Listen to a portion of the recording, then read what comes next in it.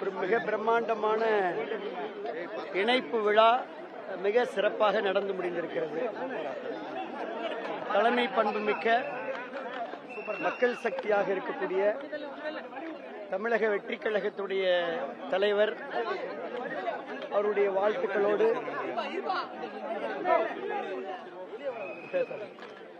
பேசலாமா? எல்லாரும் வந்தாச்சா? கொஞ்சம் கொஞ்சம் அங்க ஸ்டெப்ஸ்ல நின்றா ஒரு ஹைட் உங்களுக்கு கரெக்டா இருக்கும். பரவாயில்ல, எப்படியே பேசலாம். ஒரு மிக சிறப்பான பிரம்மாண்டமான இணைப்பு விழா நடைபெற்றிருக்கிறது. நீங்களே பார்த்திருப்பீங்க. நிகழ்வு 10:45 மணிக்கு தொடங்குவதாக திட்டமிட்டிருந்தாலும் கூட 6:30-7 மணிக்கே அரங்கம் நிரம்பி வழிந்தது. இன்னும் சொல்லப்போனால் காவல்துறை கண்காணிப்பாளர் அவர்கள் கேட்டுக்கொண்டதற்கிணங்க நேற்று இரவோடு இரவாக நாங்கள் 2 பேரும் ஒரு 50 பேருந்துகளை தவிர்த்தோம்.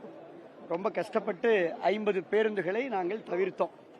அவங்களை ரெக்வஸ்ட் பண்ணோம், நம்ம அடுத்த முறை கரூருக்கு முதலமைச்சர் வருகின்ற பொழுதோ அல்லது புதுக்கோட்டைக்கு முதலமைச்சர் வருகின்ற பொழுது இதை விட நம்ம பிரம்மாண்டமாக வைத்துக் கொள்ளலாம், காவல்துறை கொஞ்சம் ரெக்வஸ்ட் பண்றாங்க அப்படின்னு சொல்றதுக்காக ரொம்ப உரிய SOP-யோட நடத்தணும் அப்படின்ற அந்த விதிமுறைக்குட்பட்டு பண்ணோம். இருந்தாலும் கட்டுக்கடங்காத அளவில் பழைய தலைமையினுடைய வெறுப்பால் புதிய தலைமையினுடைய ஈர்ப்பால் இன்றைக்கு மக்கள் சக்தியாக இருக்கக்கூடிய தமிழக வெற்றி கழகத்துடைய தலைவர் முதலமைச்சர் அவர்களுடைய வாழ்த்துக்களுடன் மிக பிரம்மாண்டமாக இந்த இணைப்பு விழா நடந்திருக்கிறது. புதுக்கோட்டை, கரூர் மாவட்டம், தஞ்சாவூர் மாவட்டம், திருச்சி மாவட்டம், பெரம்பலூர் மாவட்டம், அதே போல தேனி மாவட்டம், சேலம் எடப்பாடி சட்டமன்ற தொகுதியில் மண்டல குழு தலைவர் தம்பி தினேஷ் உட்பட எல்லாருமே இன்றைக்கு தூத்துக்குடி மாவட்டம், எல்லாம் தென் தமிழகத்தில் உள்ள மாவட்டங்கள், நாகப்பட்டினம் வரைக்கும் எல்லாருமே இன்னைக்கு இணைத்துக் கொண்டார்கள். இன்னமும் இணைத்துக் கொள்வார்கள். விழா பிரம்மாண்டமாக நடந்து முடிந்திருக்கிறது. உங்க எல்லாருக்கும் என்னுடைய ஊடகத்துறை நண்பர்களுக்கெல்லாம் எங்க நன்றியை தெரிவிச்சுக்கிறோம். தொடர்ந்து பின்னால விரிவா பேசுவோம். எல்லா விஷயங்களையும் நாங்க மேடையில பேசிட்டோம். அதை நீங்க எடுத்துக்கணும்.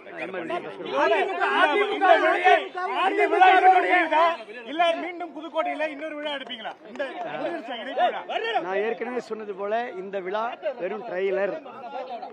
இன்றைக்கு சென்னையில் இருந்து 7 மணி நேர பயணமாக கரூர்ல இருந்தும் புதுக்கோட்டையில இருந்து நாங்க வந்திருக்கிறோம். இது ட்ரெய்லர்.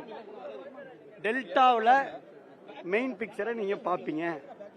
இப்பொழுது எப்படி 5 மாவட்ட செயலாளர்கள், 10 முன்னாள் சட்டமன்ற உறுப்பினர்கள், முன்னாள் அமைச்சர்கள் வந்தார்களோ அதே போல இன்னும் தமிழக வெற்றி கழகத்திற்கு துணை நிற்கக்கூடிய அளவுக்கு வலு சேர்க்கக்கூடிய அளவுக்கு நீங்கள் விரைவில் மெயின் பிக்சரை பார்ப்பீங்க.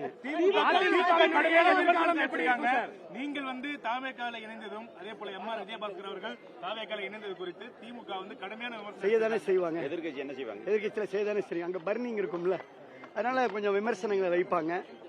உங்களுக்கு தெரியுங்க, நாங்க எதிர்கட்சியா 5 ஆண்டு காலம் நாங்க வழிகளையும் வேதனைகளையும் தாங்கி கொண்டு இயக்கத்துக்கு துணை நின்றுக்கிறோம். ஆட்சிக்கோ அதிகாரத்திற்கோ போகணும்னு நினைச்சா கடந்த முறை நாங்க திமுகவுக்கு துணை போயிருக்கணும். தயவுசெய்து புரிஞ்சுக்கங்க. 5 ஆண்டு காலம் திராவிட முன்னேற்ற கழகம் ஆட்சியில் இருந்த பொழுது எதிர்கட்சியாக இவர் 43 வழக்குகளை சந்தித்திருக்கிறார். நான் வழக்குகளை சந்தித்திருக்கின்ற போராட்டம். அதனால ஒரே விஷயம் நாங்க தெளிவா சொல்லிட்டோம். தேர்தலுக்கு முன்பே தலைமையிடம் வலியுறுத்தணும், தாவேகாவோடு கூட்டணி போகணும். அதை செவிமடுக்கவில்லை.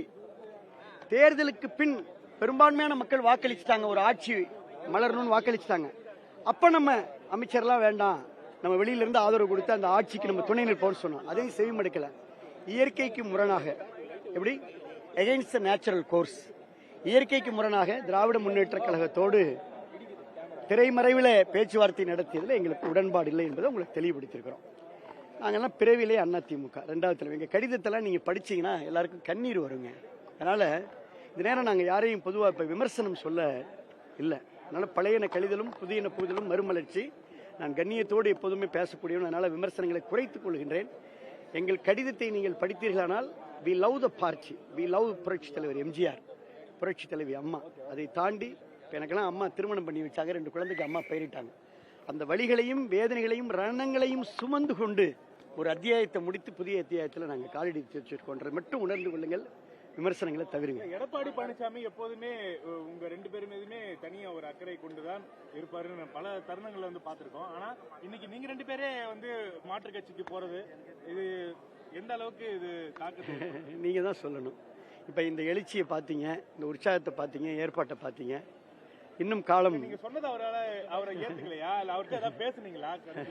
விரிவா பேசுவோம், பின்னாடி பேசுவோம். அண்ணன் எம்ஆர் விஜயபாஸ்கர் பேசுறேன். அதிமுகவினுடைய எதிர்காலம் எப்படி இருக்கும்? பொதுச் செயலாளர் என்ன மாத்திக்கணும்னு நினைக்கிறீங்க? அதிமுக இருக்கணும்னா என்ன பண்ணணும்? நாங்க மாற்று கட்சிக்கு வந்துட்டோம் தம்பி. இனிமேல் போய் நாங்க போய் அவருக்கு என்ன அறிவுரை சொல்ல போறோம்? ஒண்ணு கிடையாது. இதுக்கு முன்னாடியே அது நடந்திருக்கணும். புரட்சித் தலைவர் எம்ஜிஆர் காலத்துல எஸ்டிஎஸ் பிரிஞ்சு போனார். அவரை அரவணைச்சவர் புரட்சித் தலைவர் எம்ஜிஆர். கண்ணதாசன் பயங்கரமா விமர்சனம் பண்ணார். அவர் அரசவை கவிஞனாக்கினவர் புரட்சித் தலைவர் எம்ஜிஆர். புரட்சித் தலைவி அம்மா ஆட்சி காலத்துல எத்தனையோ பேர் இன்னைக்கு இருக்கிற முன்னாள் அமைச்சர் இவங்க வரைக்கும் காளிமுத்து வரைக்கும் எல்லாருமே விமர்சனம் பண்ணாங்க. அந்த விமர்சனங்களை எல்லாம் தாண்டி அவங்களை அரவணைச்சாங்க. ஆனால் நம்முடைய பொதுச் செயலாளர் 32 மாவட்ட செயலாளரை ஒன்னா நீக்கிறார். நீக்கி அங்க ஒரு புது மாவட்ட செயலாளரை போட்டு கோஷ்டி இல்லாத ஒரு மாவட்டங்கள்ல கோஷ்டிகளை உருவாக்கி அது வந்து கட்சிக்கு நல்லதல்ல. அதையெல்லாம் தாண்டி ஏதாவது ஒரு வகையில சமரசமாகும்னு எதிர்பார்த்தோம். இல்ல, விஜய் தலைமையிலான அரசை அவங்க எங்ககிட்ட அப்ரோச் பண்ணாங்க. பிடிச்சிருந்தது, வந்துட்டோம். 42 ஆண்டு காலம் நான் உறுப்பினராக இருந்திருக்கிறேன்.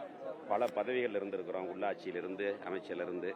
இருந்தாலும் நம்முடைய டாக்டர் சொன்ன மாதிரி தான் மிகுந்த மனவேதனையோடு தான் பல கட்ட யோசனைகளுக்கு பிறகு தான் இந்த முடிவு எடுத்தோம். தொண்டர்கள் மத்தியில் மிகப்பெரிய கருத்து கேட்டோம்.